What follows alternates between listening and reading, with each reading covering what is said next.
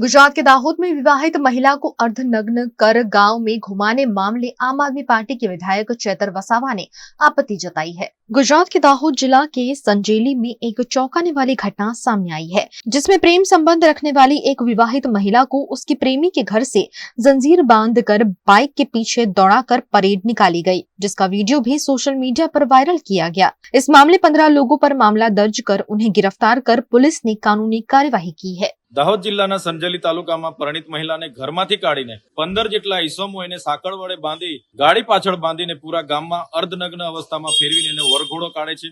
એ વાતને જાણીને ઘણું દુઃખ થયું છે। આ ઘટનાને અમે સખત શબ્દોમાં વખોડી કાઢીએ છીએ। સાથે સાથે અમે એટલા દુઃખી થયા છે કે આટલા મોટા ગામમાં મહિલાઓ પણ હશે, વડીલો પણ હશે અને પદાધિકારીઓ પણ હશે, છતાં આવું ઘીનોનું કૃત્ય કરનાર લોકોને એમણે રોક્યા કેમ નથી એ સવાલ ઉપસ્થિત થાય છે। ગુજરાતમાં કાયદો અને વ્યવસ્થા ખાડે ગઈ છે। આપણે મહિલા સલામતીની વાતો કરીએ છીએ, પણ રોજબરોજના પેપરોમાં જોઈએ છે, આવા વિડીયોમાં જોઈએ છે, ન્યૂઝમાં જોઈએ છે, ત્યારે આપણી મા બેટીઓ સલામત નથી અને આવી તાલિબાની સજાની પણ આપણી મા બેટીઓ ભોગ બને છે, ત્યારે ખૂબ જ દુઃખ થઈ છે।